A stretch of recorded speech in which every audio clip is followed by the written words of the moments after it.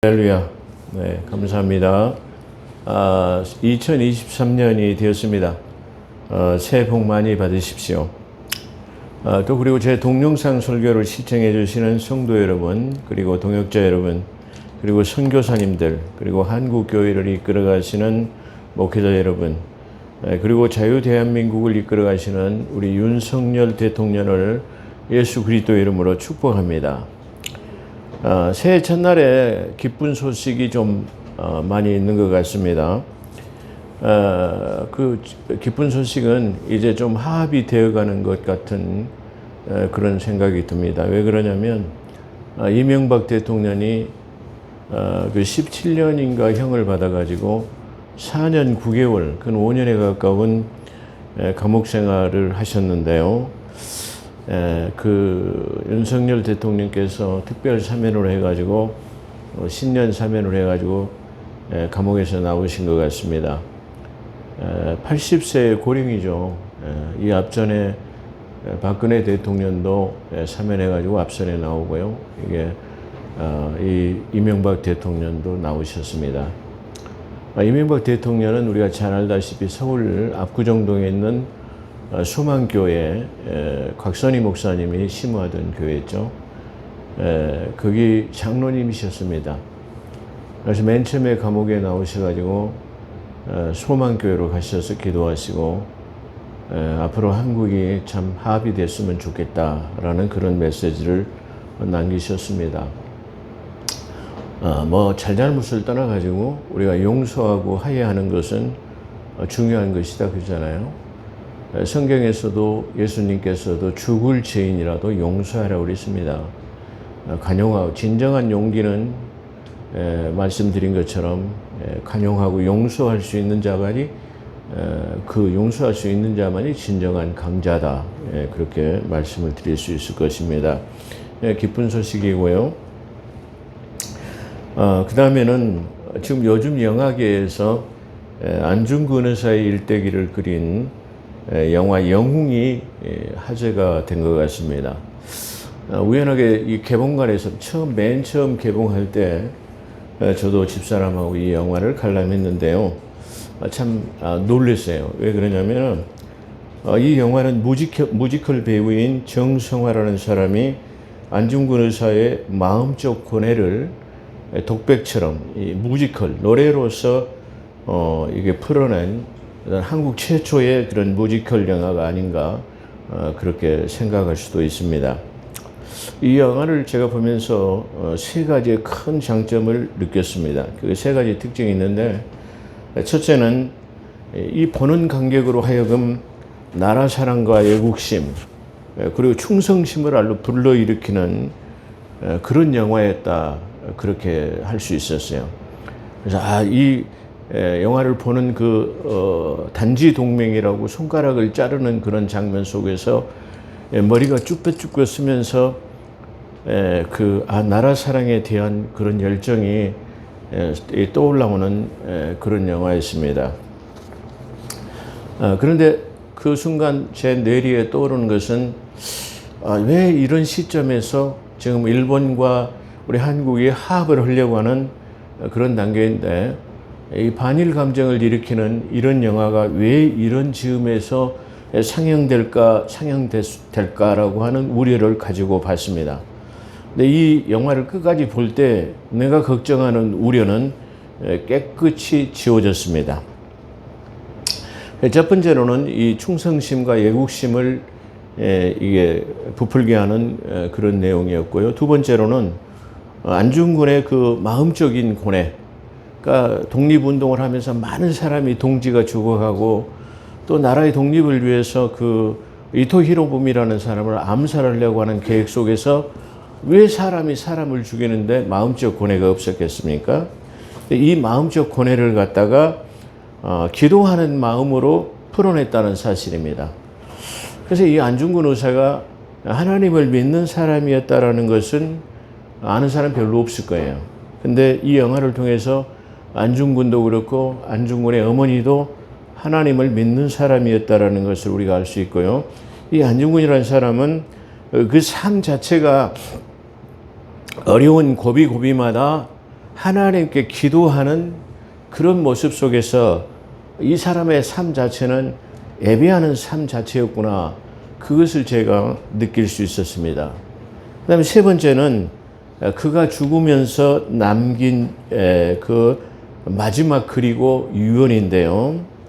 이 마지막 글에는 어떤 글씨를 썼냐면 그 마지막 죽으면서 일본 그 감옥의 간수에게 준 거죠. 간수에게 줬는데 지금 이 글이 한국에도 남아 있어 가지고 잘 사용하고 있는 것 같아요. 유국헌신 군인 본분이라는 그런 글자인데요. 군인의 본분은 나라를 위하고 헌신해야 된다. 그것이 군인의 본분이다라는 그 글을 남기면서요. 나는 이 글과 함께 그 일본인 그 간수에게 증거하면서 나는 당신도 미워하지 않습니다.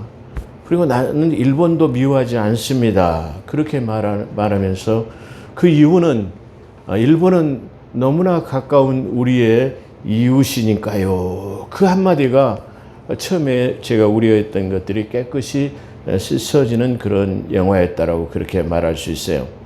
그래서 서두에 말씀드린 것처럼 이 영화는 자칫 반일 감정을 부추길 수 있는 내용인 것 같은데요.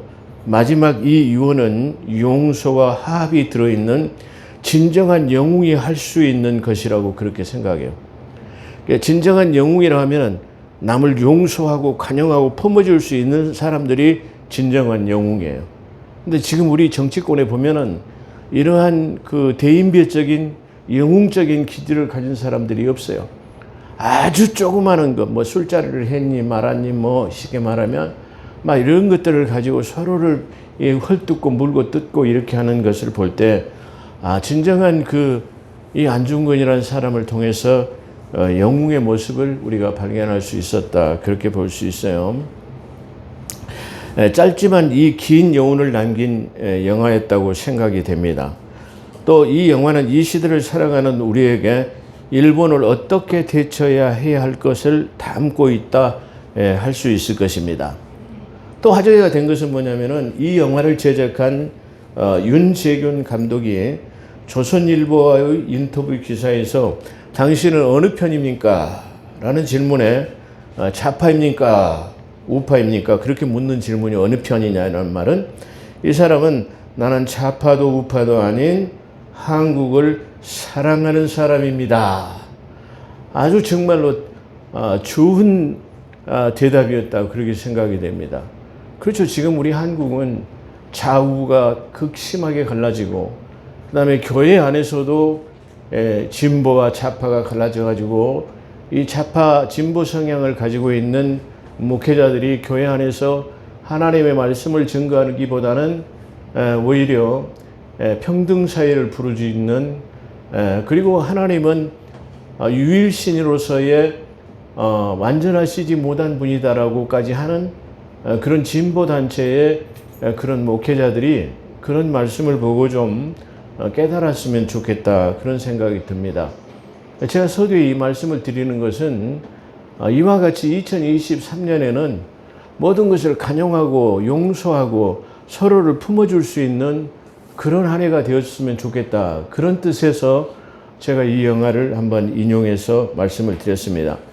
그리고 또 유재균 감독의 말이 당신은 어느 파입니까? 좌파입니까? 우파입니까? 물어보니까 나는 좌우파도 아닌 나라를 사랑하는 파입니다. 라고 그렇게 말하는 내용을 참으로 감동적인 영화였다. 그렇게 생각이 됩니다. 여러분도 시간이 나면 지금 상영관에서 상영하고 있는 영웅이라는 이 오페라 뮤지컬이라고 하는 이 노래를 통해 가지고 인간적 고뇌를 풀어내는 그런 장면이 아주 이게 감동 깊게 다가오는 그런 영화였다. 그렇게 생각이 됩니다. 그런 영화는 우리가 많은 호응을 해줘가지고 그런 좋은 영화들이 많이 제작될 수 있어도 이렇게 관심을 가져줘야 되지 않느냐 그런 생각이 됩니다. 2023년은 비방과 거짓 선동이 난무하는 그런 세상이 아닌 화합과 화해 그리고 용서와 간용이 있는 작은 영웅들이 되었으면 좋겠습니다. 그런 뜻에서 우리가 한번 그런 내용들을 한번 생각해 보았습니다. 오늘은 히브리서를 통해 가지고 지난번에 9장 1절로 11절까지, 그리고 오늘은 11절에서부터 11절부터의 23절까지인가요? 그 내용을 통해서 22절까지죠. 은혜 받는 귀한 시간이 되어졌으면 좋겠습니다. 앞서 말씀드린 설교에서는 그것을 좀 첨가한다, 부족한 것이 있어서 첨가한다면 이 첫 번째 성막, 이 첫 번째 성막이라고 하는 것은 모세의 장막 성전인데요. 이 장막 성전은 출애굽하고 단시 말하면 이 출애굽이라는 것은 중요한 의미를 가지고 있어요. 그러니까 다시 말하면 저 세상 속에서 살고 있는 그 사람들을 건져내 가지고 이제 하나님의 백성으로 살아가도록 하는 것을 출애굽이에요. 그러니까 우리는 이 세상 속에서 출애굽한 거예요. 그러니까 이 세상 속에서 하나님의 자녀로 살아나가려고 불러냄을 받은 그런 사람들이다. 그래서 출애굽은 그러한 의미에서 중요한 의미를 가지고 있어요. 그래서 이제 하나님 없이 살아가던 이 백성들에게 출애굽이라는 것을 통해서, 그래, 이제는 너희들이 내 백성으로서 내 자녀로서 살아가야 한다. 그러려면은 그 살아나가는 법도가 필요하고, 또 그들이 그 하나님을 섬기는 자녀들로서 하나님을 예배하는 법이 필요했어요. 그래서 바로 그것이 바로 모세에게 지시한 출애굽에서의 장막 성전이라고 그래요. 그래서 이 모세가 지은 성명을 모세의 성막, 모세의 장막 성전, 이렇게 말할 수 있는 것이죠. 첫 번째 성막은 이 출애굽에서 이제 하나님의 백성으로, 하나님의 자녀로 살아나갈 수 있도록, 그래, 너희가 나를 예배하는 장소를 만들어라, 그렇게 하나님께서 지시하셨습니다. 근데 이렇게 지시하실 때에 하늘의 모형을 보이셨어요. 하늘의 온형. 다시 말하면 하늘에 있는 성소의 온형을 모세에게 보이시면서 이렇게 모형대로 지으라. 식양. 다시 말하면 이 설계 도면을 주신 것처럼 어떻게 보면 하나님께서 이 장막 성전을, 모세의 장막 성전을 짓게 하실 때에 어떠면은 시뮬레이션처럼 하나님께서 이렇게 돌아가면서 어떤 모형을 보이시고 이렇게 지어라라고 하는 어떤 원형을 보이셨기 때문에 그 모양대로 지으신 거예요. 그러니까 이 모세의 장막 성전은 하늘에 있는 원형보다는 아주 지극히 작은 그런 모형적인 것, 이미테이션, 모형적인 것 같은 그런 것이었다. 그걸 말하고 있어요. 그래서 이 첫 번째 성막이 서 있는 동안은 지성소로 들어가는 것이 아직 나타나지 않았다라는 것이다. 그러니까 이 지성소는 바로 이 장막 성전은 지성소라고 하는 영원한 생명을 얻기 위한 길로 들어가는 길이 아직 보이지 않았어요. 그러니까 이 장막 성전은 이 앞전에 설교에서 말씀드린 것처럼 이 성막은 둘로 갈라져 가지고 앞쪽은 성소라 부르고 뒤쪽은 지성소라고 부르는데, 이 지성소로 들어갈 때는 바로 이 휘장이 걷어져야 돼요. 휘장. 그래서 이 휘장을 예수님의 육체로 말씀을 드리는데요, 육체가 깨트려져 가지고 그 피를 가지고 그 영원한 지성소에 들어가요. 그러니까 이 땅에서의 제사장들도 이 지성소를 들어갈 때는 아무 때나 들어갈 수 있는 것이 아니라 7월 11일 대속조일이라고 하는 장막절에 들어있는 그 절기, 7월 10일이라고 하는 유대력에 의해서 그때만 1년 1차에 들어가는 거예요. 이때 1년 1차에 들어가는 이때도 제사장은 자기를 위해서 짐승을 잡고 짐승의 피를 뿌리고 또 우술초로 그 재를 뿌리고 이런 절차를 걸친 다음에 자기 자신을 먼저 성결하게 한 다음에 그 다음에 염소와 송아지의 피를 가지고 1년에 한 번 들어갈 수 있어요. 근데 그것도 완전한 제사는 아니다. 그런 말이에요. 그러니까 이 영원한 지성소로 들어가는 것은 아직 보이지 않았다. 그렇게 말할 수 있어요. 자, 우리가 이 지성소와 성소를 한번 우리의 육체에다가 비교를 해보면, 예수 그리스도께서 휘장이라고 하면 그 휘장이 걷어져야만 지성소로 들어가고 있는 것처럼 그 육체를 깨트려서 그 자기의 피를 가지고 영원한 지성소에 들어갔다고 그렇게 표현하고 있죠. 그렇다고 한다면 이 지성소와 이 성소를 갖다가 육체에 비유한다면 어떻게 비유할 수 있을까? 그렇게 볼 수 있죠. 그렇다고 한다면 이 지성소는 우리 뇌에 우리의 생각을 주장하는 뇌라고 볼 수 있어요. 이 뇌는 들어갈 수 없잖아요. 누구도 들어갈 수 없어요. 그러니까 뇌는 지성소에 해당되고 바로 이 입은 갖다가 성소라고 그렇게 할 수 있어요. 그렇기 때문에 이 성소는 바로 이 누구나 제사장이 되면 누구나 들어갔다 나갔다 할 수 있어요. 근데 저 지성소라고 하는 우리 뇌에는 아무도 들어갈 수 없다라는 거죠. 이 지성소로 들어갈 수 있는 분은 누구죠? 예수님 한 분뿐이에요. 다시 말하면 우리의 생각의 의도까지를 알 수 있다라는 말은 예수님만이 우리의 육체의 지성소를 들어갈 수 있는 분이라는 것을 말하고 있는 거예요. 그래서 주님께서 너희 마음과 생각에 내 법을 기록하리라 그래서 그 말은 너희의 생각, 지성소에다가 그것을 갖다가 비치해 놓고 거기다 기록해 놓겠다 그런 말이에요. 그렇기 때문에 하나님께서는 멀리서도 우리의 생각을 통찰하시고 우리의 생각, 지성소에 있는 것까지도 아신다 그런 말이에요. 근데 사탄은 절대로 우리 지성소나 성소를 들어갈 수 없어요.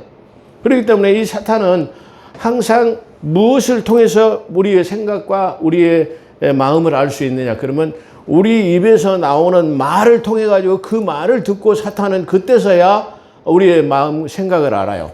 그러니까 우리가 하는 말 속에서 아이고 죽겠네, 뭐가 없어서 죽겠네 이렇게 한다 이걸 자꾸 하면은 이 사단이 깨닫는 것이 뭐냐면 아하 이 사람의 아킬레스건이라고 하는 가장 약한 부분이 건강에 대해서라구나.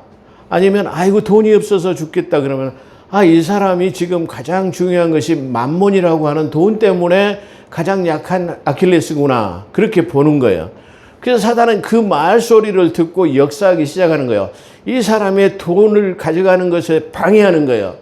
이 사람이 갖다가 건강에 대한 것들을 방해하는 거예요. 자녀에 대해서 이 자녀의 문제로 늘 갖다가 불평불만하고 그것을 입술로 떨어뜨리면 그것을 바로 사단이 이게 주어가지고 듣고 그 자녀들을 쉽게 말하면 괴롭히는 거예요.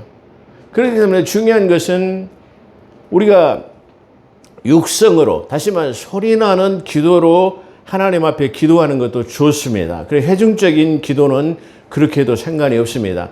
근데 개인적인 기도를 할 때는 반드시 우리가 기도할 때는 두 부류의 사람들이 옵니다. 이 두 부류의 사람은 영적 존재인데요. 이 두 부류는 하나는 천사가 오고 하나는 사탄이 와요. 그래서 천사도 듣고 사탄도 우리의 기도를 들어요. 그러니까 이 천사는 우리의 기도를 듣고 돕는 역할을 하겠지만 반대로 사탄은 우리의 기도를 듣고 방해하는 역할을 하게 되겠죠. 그래서 우리가 다니엘에서도 보게 되면 다니엘이 기도할 때에 이미 그저 가브리엘이라는 천사를 통해 가지고 이미 응답이 되었어요. 근데 그 응답이 이루어지지 못하도록 다시 말하면 이 마귀 사탄들이 그걸 방해하고 응답을 가져가지 못하도록 하는데 미가엘 대군이 와가지고 그 사탄들을 제거하고 그 소식을 가지고 다니엘에게 증거되었다라고 하는 내용이 나오죠.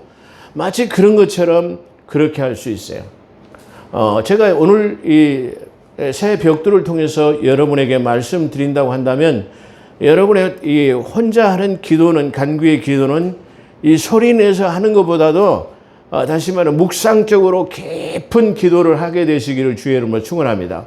그렇다고 한다면 우리의 그 묵상적인 마음의 생각의 기도는 절대 사단이 엿볼 수가 없어요. 절대 사단이 들을 수가 없어요.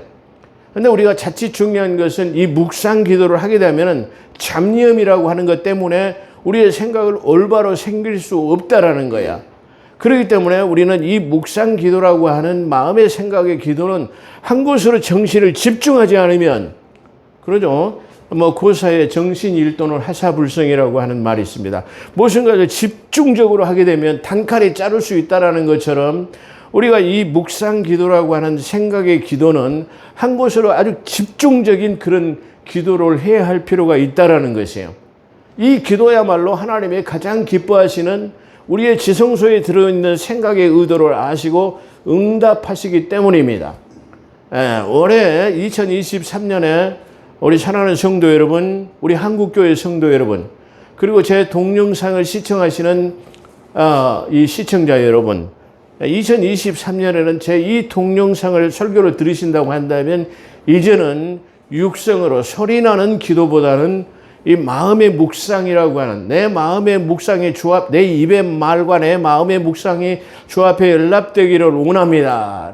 다윗은 그렇게 고백했죠. 시편에서. 그런 것처럼 마음의 묵상, 다시 말하면 깊은 생각을 하나님 앞에 올리십시오. 그 깊은 생각과 하나님과 교제하는 삶을 살게 되시기를 주의 이름으로 축원합니다. 사람들은 기도할 때 교회에 와서만 기도하는 것을 갖다 전부인 양 그렇게 생각합니다. 아닙니다. 우리는 지성소라고 하는 깊은 곳에서 늘 대제사장이신 예수 그리스도와 우리는 교제할 수 있어요. 다시 말해 진정한 기도는 바로 지성소를 갖다가 마음대로 들어갔고 나갈 수 있는 그 영원한 길을, 생명의 길을 열어놓으신 그분 바로 예수 그리스도라는 그분밖에는 없어요. 우리 한국교회를 예수 그리스도로 축복합니다. 우리 한국교회도 많은 분들이 보면 기도하는 내용을 볼 때 예수 이름으로 기도합니다. 그런 모습을 많이 봅니다. 근데 이왕이면은 우리 한국교회가 우리 목회자들이나 우리 성도들이 전해야 할 것이 뭐냐 그러면은 예수 그리스도가 주 되신 것을 증거하나요? 주와 그리스도 되신 것을 증거하는 것이 우리의 본분이야. 자, 이 예수는 우리의 주와 그리스도가 되셨다.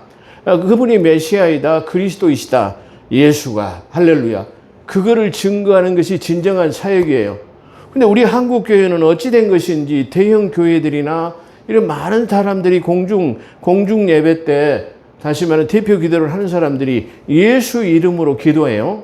바로 이 예수라는 이름은 미완성형의 너희를 구원할 자이심이라 그랬어요.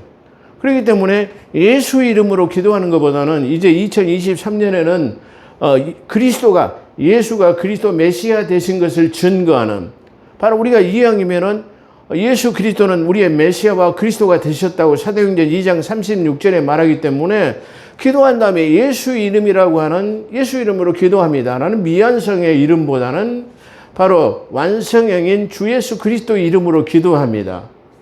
이 한마디의 자체가 얼마나 소중하다는 것을 우리가 깨달아야 돼요.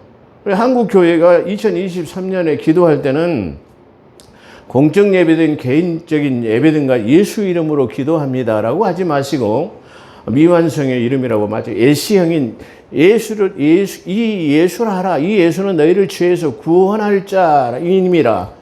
이 구원할 자가 십자가에 못 달려 죽으심으로 말미암아 그 피부림을 통해서 우리의 주와 그리스도가 되셨다. 그렇게 말하고 있어요. 성경을 보십시오. 사도행전 2장 36절에 2절에 보면 전부 예수라고 하는 단수로 나와 있어요. 근데 그 이후에 주와 그리스도가 되신 이후에 성경에는 어디에도 단수인 예수라는 이름을 써있지 않았어요. 예수 그리스도, 주 예수 그리스도, 그리스도 예수 이렇게 되어 있어요. 우리는 왜 그 한국교회가 예수가 그리스도 되신 것을, 주와 그리스도 되신 것을 증거하고 있지 않는가 참 의문스럽습니다. 그런 것처럼 이제 기도하실 때는 바로 예수 그리스도 이름으로 기도하시고, 그 다음에 기도하실 때는 깊은 우리 지성소 안에 있는 우리의 생각의 마음의 의도를 갖다가 하나님 앞에 집중적에서 드릴 수 있는 그런 복된 삶이 되시기를 주의 이름으로 축원합니다. 이 첫 번째 성막이 서 있는 동안은 지성소로 들어가는 것이 아직 나타나지 않았다는 것이다. 안 나타났어요. 그잖아요. 지성소 안에 들어가 봐야 안 돼요. 그 앞선에 설교하는 것처럼 지성소라고 하는 누굽니까? 뭐라고 하죠? 그 속죄소, 그리고 다시 말하면 시은자라고도 하고 또 자비석이라고도 하죠. 근데 다시 말하면 법궤가 있고 법궤 위에 캐상이 있고 그 캐상 위에 두 마리의 그룹이 이렇게 올려져 있어요. 그것 자체를 갖다가 대제사장이 그것을 향해서 제사를 드린 거예요. 그래서 그걸 갖다가 자비석, 그것을 다른 말로 하면 속죄소, 시은자 이런 것으로 표현하고 있다. 그렇게 말할 수 있어요. 그런 것처럼 그 속죄소라고 하는 바로 영원한 지성소로 들어가는 길은 열리지 않았어요. 그러나 예수 그리스도가 십자가에 못 달려 죽으시면서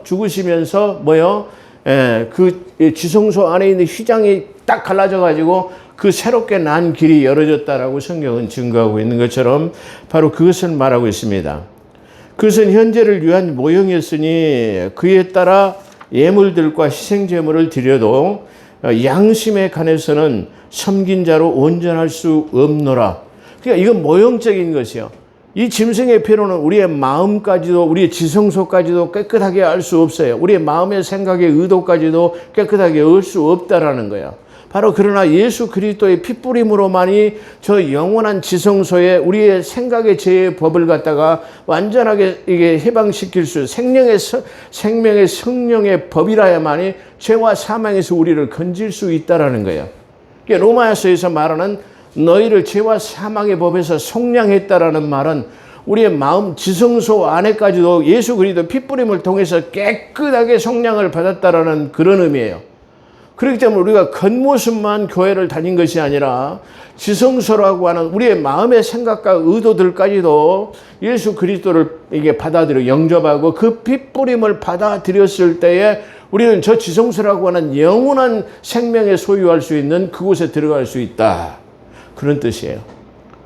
그렇기 때문에 이 성소와 지성소는 수없이 강조해도 수없이 말해도 우리가 이해할 수 없는 부분들이 너무나 많이 있는 것이에요. 그래서 사도 바울은 내가 가히 이르지 못할 말이로다. 너희들에게 전하는 것에 대해서는 금지된 언어라고 그렇게 말할 수 있는 부분이 이 히브리서예요. 제가 항상 말씀드리지만 우리 한국 교회가 이 히브리서는 마지막 종말의 시대에 환란 시대에 다시 말하면 예수 그리스도의 도래하시기 이전에 설교하기 좋은 가장 좋은 소스가 들어있는 책이 바로 이 히브리서라고 말씀드렸는데요. 하나님께서는 우리 말씀을 증거하는 이 주의 종들에게 이렇게 말씀하십니다. 때에 따라서 옛것과 새것을 자유자재로 내다 쓰는 자가 복이 있나니 그가 그렇게 하시는 것을 보면 그가 주인한테 상급이 있어 주인한테 충성된 자라 증거를 받을 수 있을 것이다.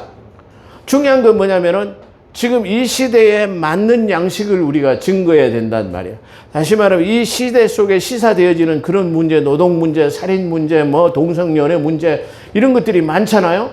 그리고 더 시급한 건 뭐냐면은 예수 그리스도의 도래가 얼마 남지 않았다라는 거예요. 그렇다고 한다면 지금 우리가 주의 종들이 증거해야 할 하나님의 말씀은 바로 이제 예수 그리스도의 재림이라고 하는 도래가 얼마 남지 않았다라는 것을 증거하는 것이 때에 따른 양식이에요. 그렇잖아요. 우리 초창기의 한국 교회는 바로 성령의 오심, 예수 그리스도의 내주하심, 바로 다시 말하면 아기 예수로 이 땅에 오신 것에 대한 그런 식의 말하면 내용이 진정한 내용이에요. 그런데 지금 이제는 많은 시간이 지났어요. 그렇기 때문에 이제 성숙한 신앙의 그리스도인들이 되어야 되는데 이제는 뭐냐? 다시 오실 예수라고 하는 다시 말하면 그런 시점, 그 때에 따른 양식을 줘야 된다라는 것이 바로 그런 것입니다. 그런 내용의 말씀을 우리가 드려야 된다. 그것을 한국 교회가 가르쳐야 된다. 그걸 말할 수 있어요. 그래서 현재의 유한 모형, 이 모든 그 장막 성전은 모세가 세운 장막 성전은 현재를 위한 모형의 그림자와 같은 것이다 말이죠.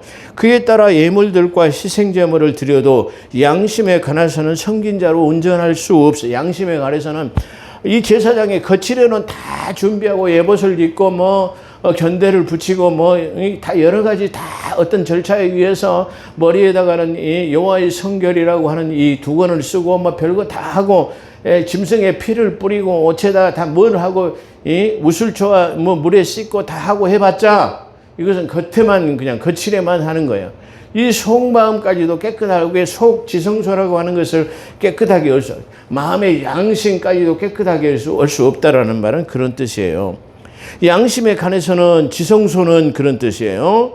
섬긴 자를 온전케 할 수 없었느라. 이 말은 구약의 장막 성전은 그것과 관련된 모든 행위는 그것과 관련된 장막 성전과 관련된 이 핏불에 대한 이 지성소 안에서 이루어지는 7월 10일 대속제일에서 이루어지는 이 제사는 모형적인 것뿐이다. 그걸 말하고 있어요.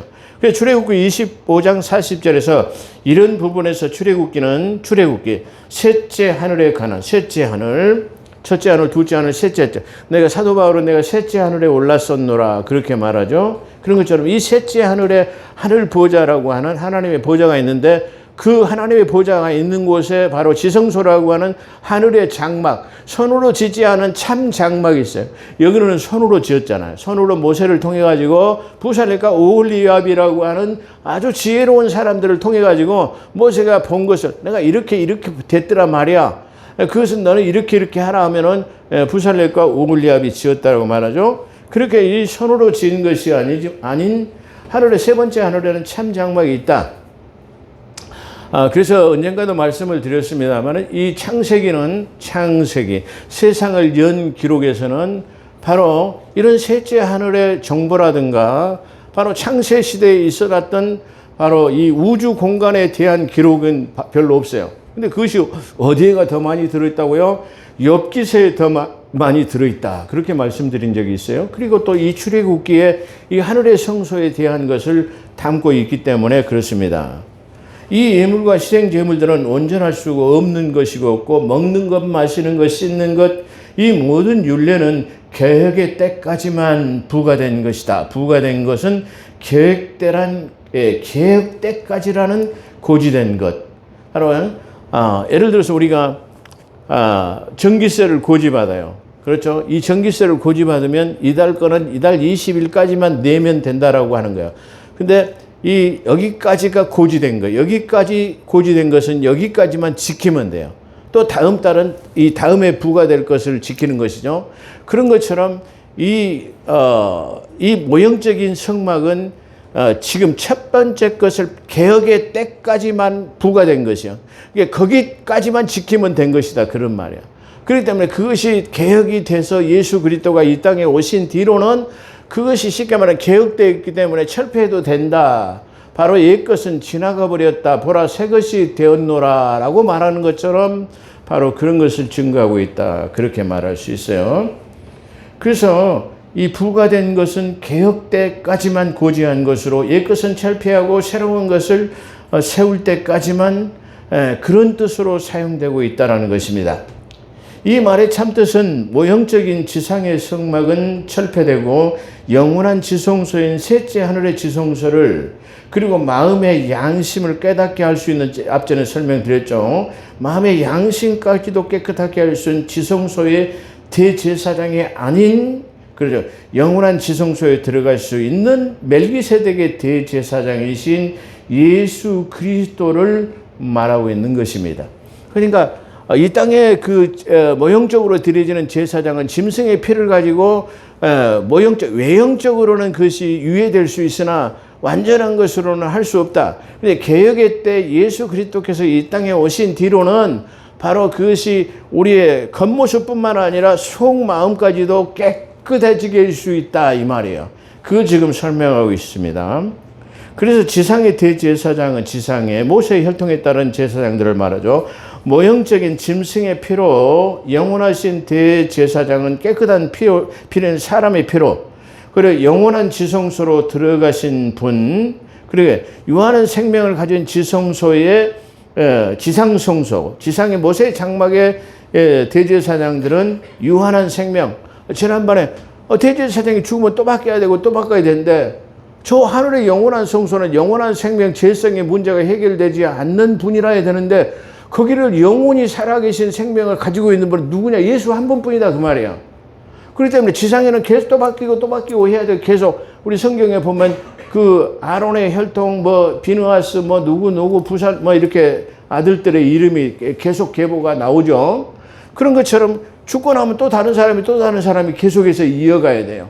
근데 이 육신의 사람은 이 땅에서는 그것이 가능하나 저 영원한 지성소라고 하는 것은 영원한 생명을 가진 죄의 문제가 해결된 분, 그분만이 들어갈 수 있는데 그분이 누구냐? 그 멜기세덱인데 그 멜기세덱의 대제사장이 누구냐? 바로 예수 그리스도이시다. 그걸 지금 말하고 있어요. 그래서 지상성소에서는 유한한 생명을 가진 그런 지상성소의 대제사장은 영원하지 못하지만 영원하신 생명을 가지신 분, 그분만이 들어갈 수 있는 죄의 문제를 해결할 수 있는 분이 바로 그분인 것을 설명하고 있습니다. 11절에.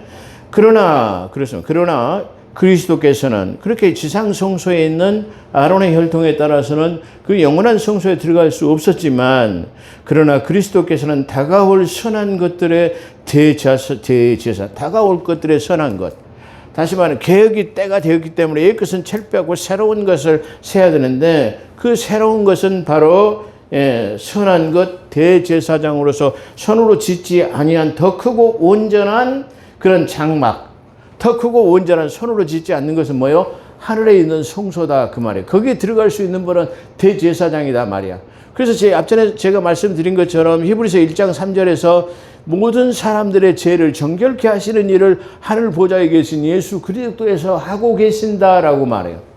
그렇기 때문에 이 영원한 생명을 갖기 위해서는 바로 더럽혀지지 않는 깨끗한 피를 가지신 분이라 해야 되는데, 그 깨끗한 피를 가지신 분이 누구냐면은 예수 그리스도밖에 없다 이 말이에요. 그래서 그 피를 뿌리기 위해서 인간의 모습을 입고 오셔서 그 깨끗한 피를 흘리심으로 말미암아 그 자기 피를 가지고 영원한 성소에 들어가셨다, 그걸 말하고 있어요. 그래서 더 크고 온전한 장막, 셋째 하늘의 지성소를 말하는 것이죠. 이 지성소에서 염소와 송아지 피가 아닌 오직 자신의 피로 단번에, 그냥 모형적인 것은 계속 1년간만 유예하는 거예요. 올해 했다면 내년에 해야 되고 또 내후년에 해야 되고 계속적으로 해야 되는 거예요.